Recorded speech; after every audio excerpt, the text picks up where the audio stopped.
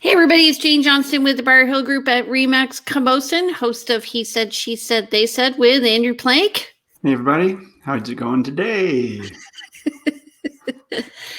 And I'm with REMAX Camosun. Andrew is with LePage, Coast Capital Realty Limited. I like to interrupt you in the middle of stuff, Jane. So annoying. So I'm going to start doing it to you today. Okay, good. Yeah, it's on.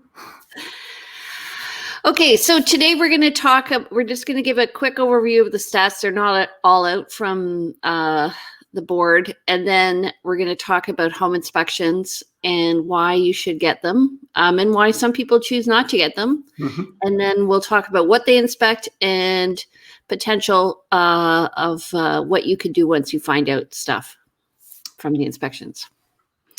Okay. So... Yes. How was your week? I had a good week. Yeah. What made it good? Bit of work, a little bit. I was out at a nice barbecue yesterday. This is the time of year where things are still busy, but not as busy. So had a good open house this weekend on one of my listings. Was able to get out to a barbecue and visit some friends and catch up. And just organizing some summertime stuff. It's exciting working on the home and working on the business. Was that your first open house since COVID? Yes, absolutely. And it was well attended, about 8 to 10 groups through. And it was a little condo in the Jubilee area. It was good. And people were coming in, various ones, some people wearing masks and not. What does a building think about that? Well, that's the thing is the building itself recommends while you're in the common property, they still want you to be wearing masks and stuff. But it's pretty hard to control that as people come in the door.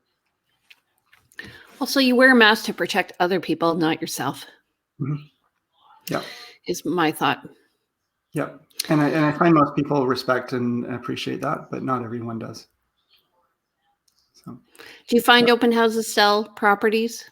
So I had this, it was actually interesting. I had this discussion with the on-site manager there yesterday, who was saying he used to be in real estate. He says, people just, I used to host open houses just because I knew it would get buyers. I never did feel like they sold homes, but I beg to disagree. I think that an open house is a great opportunity to get to know how the buyers are reacting to the home. How many people come through the home. It's all information. It's all useful information. So who comes through the home? How do they react to the home? What kind of questions do they have? Do the same questions keep coming up? Are they focused on something in the listing details or in the listing in the property itself that is something you can address? So I think open houses are great. I never do recommend, in fact, we were just talking about this, Jane and I were just talking about, do you send after an accepted offer, do you send a letter an email to your clients with next steps? But, we have, I think both of us have a lot of information packages that we send on to people. And so, in terms of an open house and hosting an open house, I do always let my clients know, here are the pros and cons of an open house. Here are the things to consider. And this is why I believe an open house works, but I do believe you can overdo it. And I don't know about you, Jane, do you find some clients want you to host an open house every week? I just don't think that's fruitful. But doing it in the first bit of the listing or after price reduction can be really, really helpful. I find there are two people who come through open houses. There's buyers. Usually they're not qualified to purchase. Yeah. They're just, they're looking. It's a great way to get belly to belly with buyers and find out exactly what you said and how I've used that information. I always give a report at the end of an open house and I say to the seller, do this, do this, do this in result of those comments. And then the other one are people who are just checking out either because they want decorating ideas or they're genuinely interested to see, what they could do to their own unit. You definitely get a wider, you don't get the vetted clients that are working with realtors necessarily coming through. Although I Realtor, always, Hmm? I always pick up buyers, like, and so, I mean, I also pick up listings because people Yes. go, you know what? I like the way she represented the house. Yeah. And so I've actually had people come to interview me, which I realized after that I met them at an open house. So Yeah, you don't realize it at the time, but it's something you've always got to be aware of. And this is one of the things that we do when we list a home is, um, is represent the home. So how we are representing it is gonna be good information to someone who's considering selling their own home. Yeah. So today we're going to talk just about inspections, but first let's just go over the market, and we have our short little data here because the big one's not out yet. So we're just too quick on the Which big one are we talking about? Because this is our weekly one, and we usually do the one at the end of the month. we do month to date as well. That one we do. Yeah. So, okay, we don't have that. Okay, gotcha. Okay, so new listings, 224 and 183 pending. Mm-hmm. Price, go ahead. Sure. 40 properties decreased in price, while 4 increased in price. That's kind of, I guess that ratio is about right, 10 to 1. Usually not too many increases and quite a few decreases. We are seeing more and more, as you can see, that number is getting bigger in relative to the new listings and pendings. Back on market, 5, and 15 properties expired. I think we should just skip over solds from now on. It's not a useful metric, but we keep talking about it anyway. And 4 withdrawn, that's usually because somebody has changed their mind or there's something has come up and they're no longer going to be on market. Exactly. So what is this telling you, Jane, when you look at this? Is it different? Do you see anything different from last week? Are you seeing any trends? Yeah, I'm seeing the number of new listings increase. I'm seeing the list to sale ratios no longer 1-to-1 like it was in March. Mm-hmm. And, interestingly, I've been looking at data over the past few years and seeing that March actually is an awesome month to sell. Yeah. Yeah. I'm always advocating that people get a little bit of a jump on the market, and because people are often waiting till, April, May, June even. And I think that's too late. Yep. Beat the crowd. Oh, Danielle is telling me that the other data is up, so I'm going to go get it. Hold on 1 second. Sure. I just want to say too, though, we're just talked about March being a great month, but these stats that we're just seeing here, we are seeing more properties coming on market now. But I do anticipate, although I was just reporting, you asked me how my week was, I said it's been a little slower. I do think we're still going to have an active summer relative to some. Maybe not as active as it's been in the last number of months, but I do see us still it's still a good time to list your home if you're considering selling. There's no better time than the present if you didn't make it for the March or April. Okay. So net unconditional sales for this month so far are 435 compared to 979 for the whole month last year. Mm-hmm. And I always wonder why those two numbers are different. I don't get it. Like the 481 in the last one and 435 in this one. But anyway, new listings are at 590. That's so the 19th, that's less per diem, I guess you would say, compared to 1480 last year. And then active listings still at 1417. So I was telling somebody we have 1,400 realtors, 1,400 listings. Yes. Yeah. We're each out there holding one listing and trying to market the heck out of it. I have a new listing coming up. Do you have one? Do you have anything coming up? I've got a condo that will come up in the next month or two. And other than that, I'm in talks with some folks, but nothing current. I have a listing coming up in Souk. It's a single family home, 3 bedrooms plus a bonus room upstairs, very conventional layout, 2-car garage. And it has a beautiful backyard leading onto a park, and that's going to be priced in the mid 7s to high 7s. I don't know yet. We'll see. teasing people. It'll be, low sixes, maybe mid sevens, maybe high eights. I'm not sure yet. I don't know. We negotiate price with the seller when we list a property. Okay, let's talk about home inspections. What are the big 5 things that people inspect in home inspections? Well, they inspect the home in general. They really would want to have maybe a look at perimeter drains, septic fields. Is there 6 now? Yeah. Okay. The fire, yes, the roof, of course, an attic, any fireplaces and so on and so forth. 7. Electrical. Plumbing. Yeah. Foundation. Big time. Also, type of insulation. Right. So if you're looking for problems, you're going to be looking at there's certain ages of homes that are going to have potential problems with wiring, with vermiculite insulation in the attic, which contains asbestos. You might find an underground oil tank. You want to scan for that. So is that now 8? Talking oil tanks? Yep. So the 5 big things became 8 to 10 to, who knows what. And it all depends on the era of the home, the age of the home, the era of the home, the condition of the home. And there's usually clues, but the reason you hire a building inspector is also because the clues that we see, there's sometimes more clues than we see. I also find that like bringing somebody in who's a home inspector, they don't have a vested interest really on whether or not you sell. So they're an independent party who don't have rose-colored glasses on. So I recommend you bring somebody in because they will allow you to take that second look. And often when you go in again, you're kind of like, you're not as wowed.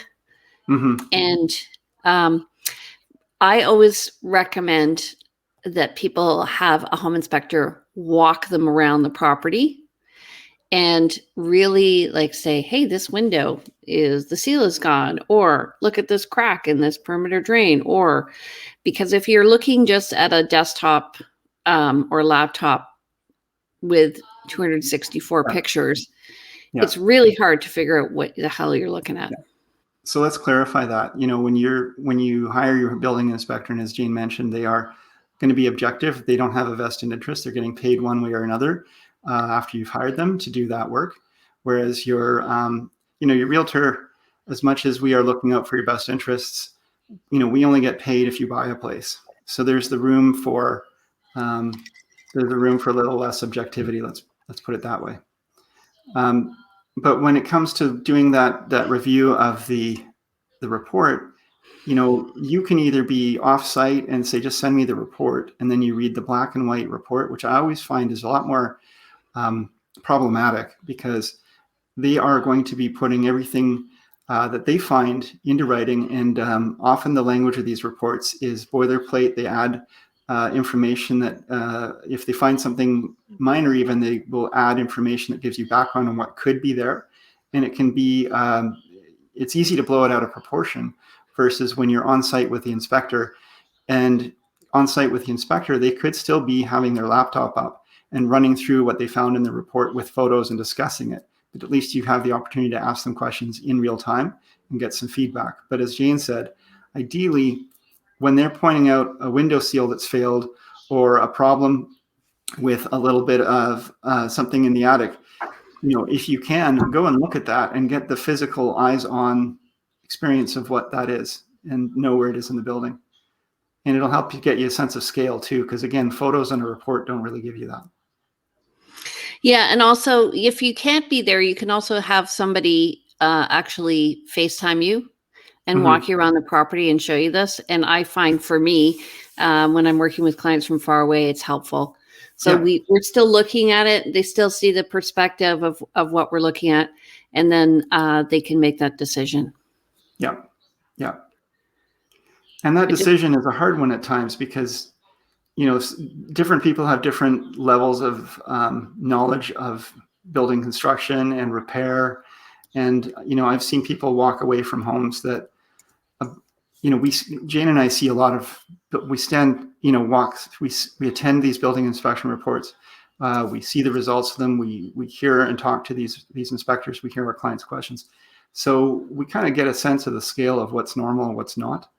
And, some clients will walk away when there's a report that really doesn't have too much problem with it. And then there are people who don't walk away from reports that, they have rose-colored glasses and say, well, despite this report, I think I can go forward. And, as representatives, we're kind of shaking our heads going, wow, there's a lot going on here. And we will probably have a discussion with our client to say, are you sure you want to do this? Well, yeah, I've gone through an inspection with somebody, and it's been the worst one I've ever seen. They're like, yeah, let's go ahead. But it's more like they're not listening to what's being said. I think, though, like we're there to sort of offer perspective as well. Like, hey, by the way, you're from Ontario, and roofs there, I found out this week, really do only last about 5 to 10 years. Whereas here they last 20 to 25 years. So when I said, oh, we have a 14-year-old roof, they're like, oh my God, forget it. But right. Yeah. Or I find folks from back east also really don't like oil heat. That's a big deal. Or single pane windows. Two things that are fairly common around here and don't tend to, single pane windows, when it comes to your actual costs over time to upgrade them, yes, they give you added comfort and noise reduction and so forth. But does it mean that the home is going to fail an inspection because it's got single pane windows? I sure hope not. Well, and also, okay, so let's just talk about that. When you're looking at a home inspection and you're wanting to get money off, so sometimes you can negotiate money off. Those are for things that you can't see without an inspection. So if you are going through the house and the home inspector says, by the way, these are all single pane windows. Well, yes, you saw them when you were walking through that they were single pane windows, and hopefully your realtor pointed them out. But if you find an underground buried oil tank, then you're going to negotiate with the seller for that to be resolved before you move in. Negotiation isn't necessarily around price. It's around, having it removed at the seller's expense, or, that's generally it. I mean, you really don't want to just negotiate price and leave that time bomb in the ground there. But that being, that's a great point you brought up, is this whole idea of negotiating after the fact. And in certain markets, when new information comes to light, you're well within your rights to go back and have a conversation. You do open up the contract, and the seller could decide that they no longer want to deal with you and move on to another buyer. In a hot market, as we've experienced, if you go back after the fact to negotiate, and there's some new information has come to light, but it's not highly material to price or value. It might be that there's some minor thing that needs repair that nobody had really anticipated. It's probably in this kind of market not a good idea to go back and renegotiate. It's a conversation that's totally worth having, but don't make it make or break. What say you, Jane? Well, did you see me keep opening my mouth? You did, like a guppy. I just want to say, actually, it's a good discussion to have with your realtor before you list what needs to be done before you even go on the market. So I went to see a house recently, and the gutters were all full of weeds. And I'm like, you need to deal with that before anybody even comes to view the house, and get your roof demossed before anybody comes to view the house, because those are patent defects. These are things that you can see without an inspection, and they make sure your house doesn't show well right from the get-go. So, and your realtor can tell you where to spend the money ahead of time to avoid that thing coming up in the inspection. So if you're in like a 1930s house, then you might say, do you know if you have vermiculite in the attic? Right. Yeah. Okay, so then you have two choices. You can deal with the vermiculite, or you can and get it certified that it's removed, or it'll come up after, and it will come up after. Yeah. And but one way or another, disclose it in advance. And I had this happen recently with a buyer made an offer on a property, and the seller actually had prior inspection, and the buyer had walked for a different reason apparently, but there had been vermiculite discovered in the attic. And when we made our offer, it hadn't been disclosed to us. There was no information to us about vermiculite. So we did our inspection and found vermiculite, and went back to to try to renegotiate this. And the seller's position was, well, it doesn't have to be removed because as long as it's not disturbed, it's safe. But from our perspective, it affects the buyer's sense of value. It affects the buyer's interest in the property. And if a buyer doesn't want to remove it, there's an added expense that wouldn't have been necessary had it just been regular insulation. So these kind of things, I find if it had been disclosed in advance, then I could have had a conversation in advance with the buyers. They could have gone in. They may have adjusted their offer. They may not have adjusted their offer, but there wouldn't have been the friction that we ended up with after the fact. So I always believe in disclosing things that could come up as a problem in the future, even if you don't intend to address them. Yeah. And we have people who are sellers who go, well, I don't want to tell anybody, that the basement floods in May. I'm like, you do want to tell people because really you don't want it to come back to bite you in the butt. Yep. Yeah. You may get your home sold, but you may also then have to deal with a legal proceeding because, the neighbor is going to say, Joan knew it flooded. They were out there with buckets every winter pulling stuff out of the basement and they never addressed it. And then you and the new owner is going to say, okay, well, I'm calling my lawyer because they never told us about this. And this is something that, yeah. Yeah. And so actually I had a similar situation where I went with the buyer to look at a property. It was in Oak Bay and it was a very cute little house. And the previous offer had just fallen apart and we walked through and the seller had a property disclosure statement on the fridge and the paper copy. So she actually had put in that knob and tube wiring had been found on the property because it had been found and unbeknownst to the listing agent. And so then when we wrote the offer, the listing agent is, there's knob and tube. I'm like, yeah, we do. And so then it wasn't a problem. We'll just deal with it. Right. So it just makes things a lot better. Also, so in older houses, you're looking at foundation because you have those kind of older, big boulder type ones, and they can start rolling out. You're looking for whether or not the house is actually bolted to the foundation. You're looking for knob and tube wiring and underground oil storage tanks and vermiculite insulation. Yep. Right? You're looking for rot. You're looking for insects. You're looking for pests of any kind. I had a listing one time where we discussed. I was there looking at the property and evaluating it for sale. This was a rural property, and I stuck my head up into the attic because I wanted to see what was, what's the insulation and so on and so forth. And I had my camera up, and all of a sudden, like stuff was flying around. I had to come back down. I was looking at the video, and there's like bats everywhere. They had like a colony in there. I thought you were going to say a rat ran. No rat in that case, but no. And most rural properties will have rats. And, there's a level of expectation that people have where they have to really, I think you have to take some things with a grain of salt. Jane, I want to circle back because maybe you want to speak to this or I can speak to it, but you mentioned patent defect. And so when it comes to a building inspection and it comes to relative to a building inspection is the fact that the seller does have an obligation to disclose a latent defect versus a patent defect. And so do you want to describe the difference on that? Sure. So a patent defect is something that you see.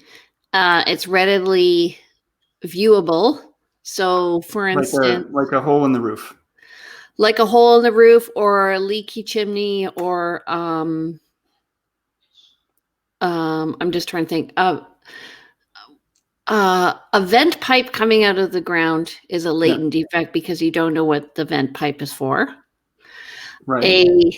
A patent defect would be something like you have an oil tank, a very, very old oil tank in the basement that's like 100 years old.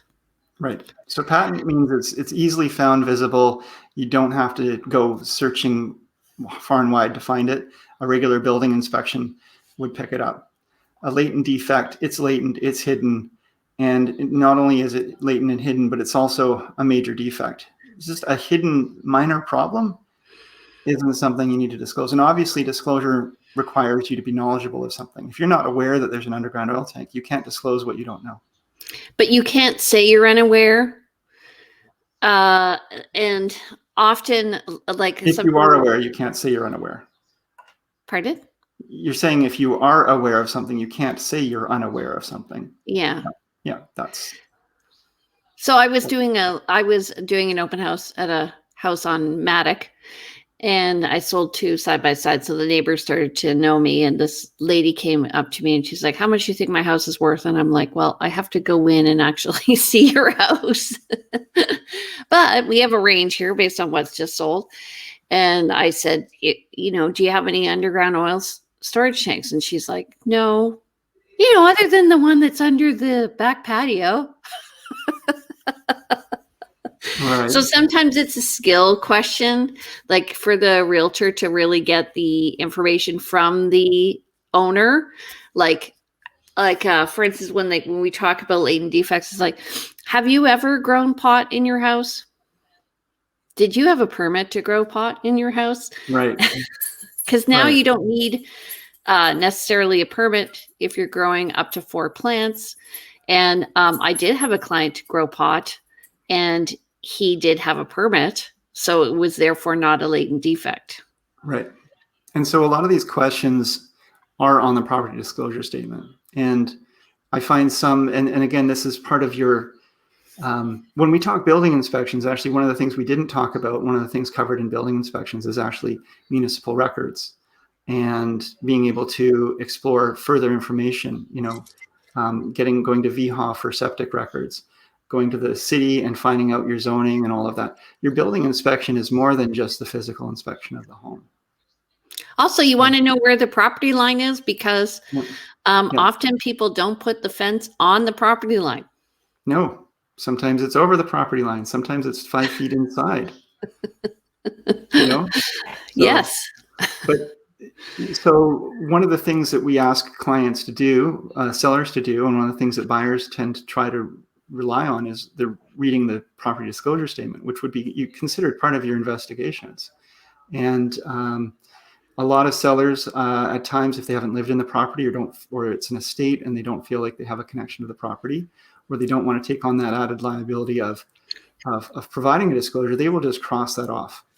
And I feel like, that's fine if you really don't have a legal connection to the property and you don't want to make disclosures that you could be held accountable to, where you really in true good faith don't know that property. But if you are familiar with that property, I feel that the buyers will get more confidence. You'll see more money for the property if you make good faith disclosure. And as long as it's a good faith disclosure, it shouldn't come back to bite you.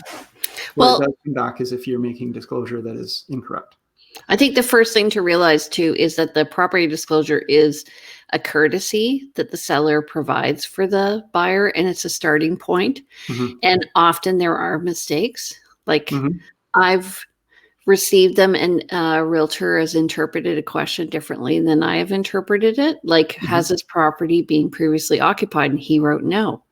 And Right. I'm like, well, doesn't the seller live there? Yes, but it wasn't occupied before him. And I'm like, you know what? That may cause a problem with the lawyer, because it could trigger a GST question. Yep. Interesting. Yeah. And that's, okay. So this gets in, you can't. But anyway, but you do not, the thing is, if you don't fill it out, buyers do get suspicious and they wonder, like, how come this isn't filled out? So yes, if you're the son or daughter of somebody, but if you've been helping them manage it for like the last 10 years, you probably know the property better than the person who's actually on title. Exactly. So. Yeah. So the other thing with building inspections that we should probably talk about is, should you have one? What happens if the buyer decides not to have one? Why would a buyer decide not to have one? What are the risks? What are the rewards? So right now, a lot of people are foregoing that. And what they do is they go around with their realtor,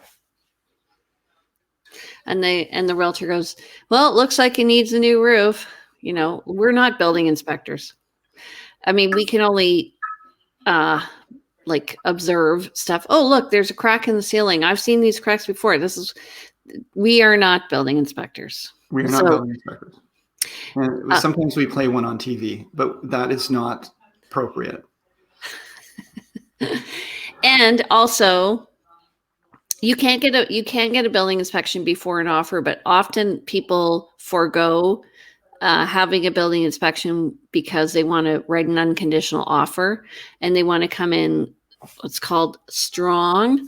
And so even people who are in the trades, like my husband and I flipped a lot of properties and we forewent building inspections.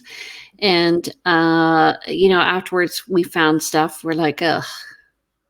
So you want to look at, I guess, again, it's risk versus reward. And the way I look at it is probability of a problem. I mean, how many building inspections do you do where you do find a real huge hidden defect versus a litany of small maintenance items, the honey-do lists? So the question becomes, what you're doing here is buying insurance by getting a building inspection. And not every building inspection finds everything. By the way, I've had building inspectors not find insect infestations and other things. They can't pull, they don't move furniture around and look behind walls and so forth. So there's always an opportunity for things to be missed, but it does give you a little bit of added insurance. If you choose not to do insurance, which is your right, your risk is that there's a catastrophic problem found. The risk inspection, of that, you mean? Sorry, yes. If you choose not to get an inspection, there's risk of a catastrophic problem found or highly expensive one. So people will, in a different market, maybe mitigate that by making a lower offer that's unconditional versus a higher offer that's conditional on a property. They really want this property. They're willing to take the risk. They're willing to take it on with whatever unknown problems there may be, but they're going to lower their price to try and cover for that. Could they still find an underground oil tank and a $200,000 remediation? Yeah. But so there's that possibility. There's also, like, you can choose to do multiple different inspections. It's not just one inspection. If you want to do, as I said earlier, a perimeter drain inspection on your own, you can do that. You can get a roofer in to look at the roof. You can, Jane, you can bring your father-in-law. Well, I was going to say, I had a client buy a 10-year-old house. She was actually on the show. And when she moved into her previous house, which was a very, very old house, what happens is the longer you're in the business, the more you see stuff. Like, for instance, I saw this beautiful house the other day in Oak Bay. And I said to the buyer, what's happening a lot with these houses right now is the water line from the house to the road is breaking down. And so really you want to get that inspected because that's a huge ticket. Mm-hmm. And so that may seem like too big. And the only reason why I said it was because I saw cast iron pipes coming down and I thought, okay, well, they probably have a cast iron pipe from the house or some sort of old pipe to the. Right. And you're talking the sewer, like the sewer lines, the drainage lines, or the input No, line? the water line. The water line coming in to the house. Yeah. Yeah, the water line coming into the house. And then, like, you see, as we're going around, we see things like I did a listing a few months ago and I saw a vent pipe in the ground and I'm like, you need to get that inspected. Well, they said there was no vent pipe when we bought the house. I know, just get it inspected. And it turns out somebody had just shoved a vent pipe into the ground. It's so weird to say. Anyway. That's like the realtor that throws the keys away after a really good showing because they don't want other agents to view it. Just have a collection of vent pipes that you can sort of pop into the ground so nobody else makes an offer on this hot property. I like that idea.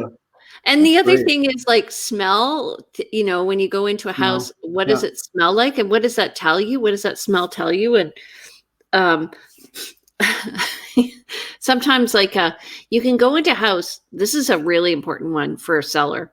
You can go into a house and it smells like mold. And it's because they haven't been cleaning out their washing machine. Yeah, their washing machine, or they just, it's not getting enough air ventilation or what have you. And the other side of that is, don't buy a whole bunch of really smelly air fresheners because people walk in, and even if your home is immaculate and normally is fresh and clean, you add air fresheners in there and people are going to be saying, what are they trying to cover up?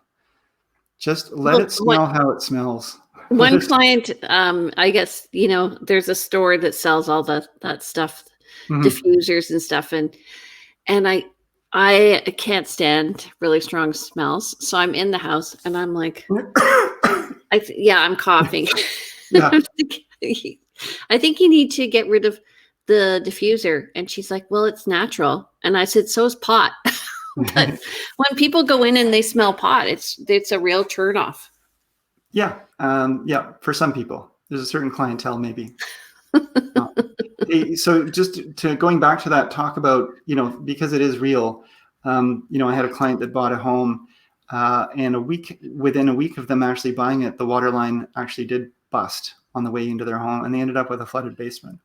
Now, I don't know how you could actually inspect for something like that without doing an invasive dig up and so on and so forth. But when you do move into a home, it is one of the things you might want to check on an older home is the systems coming in and going out of your home. You can actually look at the pipe coming in from the wall.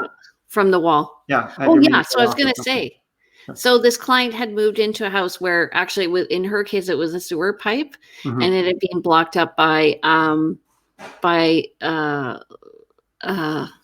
roots.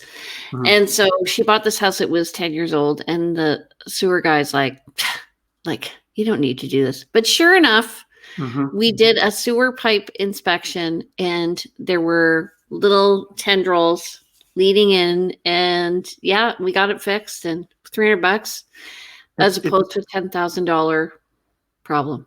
Yeah. And and then that's actually a conversation we're having at our home right now is around the sewer line and some issues. And, the cost of getting it scoped or getting it routed versus the cost of, well, number one, the cost of actually having the physical problems of it backing up or having to have the whole thing replaced, at least get it serviced. And there's so much like with owning a home that requires a lot of service. And one of the things that a building inspection does, even if it identifies all those things that could be upcoming future problems. It gives you some timelines on things. It gives you a sense of, okay, there's an issue here. So even if you get it done after you move into the home, if you've decided not to do a building inspection because you were competitive in the marketplace and you just didn't have time to get it done afterwards. Get those answers to those questions so you don't end up so you can address any problems that are actually addressable in advance. Yeah. And sellers, I mean, sometimes, quite honestly, they get annoyed with a lot of questions. So what I recommend is that you just make a list and ask all the questions at once rather than numerous little questions. Yeah, so what you're saying. I've seen that and had that experience where you've got buyers who are cautious and let's say they're considering making an offer, whether the seller is holding offers at a certain time or they're just taking them as they go. Once you start peppering that seller with a lot of different questions, you're telling the seller a lot about your buyers. These are nervous buyers. They have a lot of questions. They're not. They may not be confident in the building inspection result. And when you so when you do finally bring your offer, if you end up competing, you're going to be one foot under. But if you respectfully ask a lot of really relevant questions and you craft those questions properly, you're going to be better off than again that peppering. Yep, I agree. And I have to honestly, you have to kind of coach your client. Okay, I understand this is important. I want you to get to 5 questions before I submit this. Right. Yeah. Or, is the answer to this question really, really relevant to your decision to purchase this home? Yeah. Like, for instance, I have clients who are interested in new construction right now, and it's a newly built home and it comes with a warranty, but the builder built it for the person who's selling it, and not all the deficiencies are fixed. And so I called the agent up yesterday. I said, well, how do I ensure that the deficiencies are dealt with? Right. Good question. So, puts it on the seller's agent. Yeah. So he's like, say that the deficiencies will be fixed before blah, blah, blah date. And then otherwise there'll be a holdback. Right. Anyway, okay. So who do you recommend for home inspections? Well, we've had Russell Cass on before with Home Check. And especially if you're doing a strata inspection or any, I like this company and Russell for any kind of inspection, but they also additionally do a depreciation report if you're purchasing strata. So that's one. How about you, Jane? I mean, we both would recommend. Yep. So I also use Russell or Chad from Home Check Inspections. Their number is 778-351-1928, and you can check them out at homecheckcanada.com. And then I also recommend James. He actually was trained with Russell, and he runs Safe and Sound Home Inspections, actually. His number is 250-478-3580, safeandsoundhomeinspections.ca. Both of these guys will walk you through the property. They'll point out everything. And Russell gives you the breakdown of the strata. James does not. So I use James for homes and Russell for condos. Okay, next one. Marty at Pillar to Post. So Pillar to Post will do, they have additional options for inspections if you want to do some environmental testing for mold. And that sort of thing, but they're usually fairly available, pretty quick to respond. They will also do an on-site walkthrough. If you want to actually walk through and point things out, Marty's got a lot of energy. He will definitely do that for you. But you have to ask for that. And I'm just going to share the screen. So Marty is at Pillar to Post, and his number there is 250-385-4000. That's pillartopost.com. And yeah, so you've got a list here of the different levels of report that you can receive from them, and different levels of inspection service. And what's really interesting here is that he gives an executive summary, which actually James does not do, because James wants you to read the whole report. James also gives you a guide of resources of the approximate costs of renovating your home. And he also gives you a guide of maintenance, monthly maintenance, which is important for people from out of town, as does Pillar to Post right here. Yep, Pillar to Post will do that. And they also will always say, if there's anything that comes up or you have a question at any time, you can always call them back, even years later. He's pretty adamant about that they're interested in providing that kind of information. So, I mean, he's saying they do a rodent inspection, but I think all of them, I don't know how you cannot do a rodent inspection. And then on Pillar to Post, they will do tests for molds and allergens. If you pay for the package. So, and sorry, and just keep in mind too, that there's usually a time lag on that. So, it's a great inspection to do as a seller, as a pre-inspection, and be able to provide that report and give assurance to any buyers who are interested. But as a buyer doing that report, if you're looking at offers, if a listing comes up on a Thursday and they're looking at offers on Monday, and you even get that building inspector in on Thursday, you may not get your results by Monday for the molds and so on and so forth. Yeah, and I find essentially, I find that having people walk you around, having the inspector walk you around, really gives you the interaction you need to, and you can make notes as you go. I often make notes. People are like, "Are you texting?" No, I'm making notes, and then I'll report back to the listing agent if it's okay with the buyer to do that. I do that ASAP, and then what that does is it allows them to see what are the problems that we're finding. So recently we a client bought a brand new home and there were problems with the floor, and I never heard really what the problem was. So we had to go in again and get an assessment and then figure out what was wrong. We got it fixed and no problem. Good. Yeah. But otherwise, some people, how you deal with problems as an agent is going to be dependent on your personality. So some agents might say, well, it's brand new home, it's fine. Well, it depends on the agent. It depends on the agent on the other side of the table. It depends on the seller. It depends on the buyer, and that's all part of this whole navigating this whole thing. When there's a problem that comes up, if it's a problem for the buyer, then it needs to get addressed one way or another. But finding information is the first thing, and then addressing it in a way that is. And what Jane's mentioned is giving some feedback to the seller. If you have your building inspection on Monday and your conditions for the building inspection are due that same day, and you are then going to go back to the seller and try to renegotiate, you may not have a lot of time to access them, especially if they're maybe out of the country or out of availability. Last minute negotiations don't tend to go as well as having some more lead time to be able to say, we found some problems, we're digesting it, we're gathering more information. Here's a heads up that this is what was found. We may want to discuss this further. Yeah. And again, it depends on who the listing agent is. So, how they want to respond as well as their seller. So really, like I once said to somebody, you're going to sell what you like.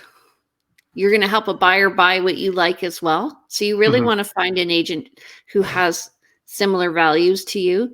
So like if, they're going to be sensitive to your needs around, I don't know, additional inspections, then they're going to counsel you on these resources so that you can get all these done if you have a conditional offer before the condition removal date. And we can turn these things around pretty quickly. We can give you the resources you need pretty quickly. Don't you find? Yeah, absolutely. I think though, more to that point is, definitely finding someone you relate to and who will understand and listen to your concerns and help you address them is really important, but they still need to be able to go to bat for you. If you're, just because let's say you're an easygoing person who doesn't like conflict, doesn't mean you should hire a realtor who's an easygoing person who doesn't like conflict. I think Jane and I are both relatively easygoing people, but we can still address assertively a problem when it comes up based on our client's needs, and sometimes help our clients to understand why it needs to be a little bit more aggressively or assertively communicated to the other side, but in a way, again, that again, communication is so key in terms of helping people understand why something is a concern, and helping to put your clients, the buyer's concerns into language that the seller will understand and respect. And also sometimes, like you as a listing agent or a buyer agent, you could be telling somebody something and it just doesn't clue in until it's too late. And you're like, I've told you this before, like buying a mobile home. By the way, it's only month-to-month lease. That's a latent defect. Or the suite is illegal. That's a latent defect. Month-to-month lease is a patent defect. That's easily found. I would argue that one. But it's still a defect. Yeah. It's still something to be concerned about Yeah. If they're not very literal. Okay, so Andrew, because when I was thinking, how many deals have we done together? None. We've done a few, but not a lot. Did you say none? Yeah, maybe 2 or 3. Yeah. We should up that. Okay. If you want to reach Andrew, you can reach me at 250-360-6106. Email me info@andrewplank.com. Check out my website, andrewplank.com. And if you want to reach me, my name is Jane Johnston. You can call me at 250-744-0775 or reach me at BriarHillGroup@gmail.com. Actually, you know what? Text message is the best. And I have 2 websites. One's BriarHillGroup.com and the other one's based on neighborhoods called VancouverIslandTime.com. So check me out. Excellent. And don't forget to subscribe. We're on YouTube. Check us out every week. Yeah, we're here at 10 a.m. every week. And is there anything you want to focus on next week? So we talked about building inspections this time. So let's put the seller's hat on. And we didn't talk pre-inspections. Let's talk components of a house. Do you want to just talk like components of a house and the different things and layouts and just types of houses and just houses in general. We Okay. love houses. Yeah. We love houses and we love people. So check us out each Monday morning at 10 a.m. We'll see you guys next Monday, and we'll be talking about all the components of houses and what you should be looking for. Okay. Excellent. Thanks. Have a good week. Bye. Bye, everybody. Bye, Jane. Bye.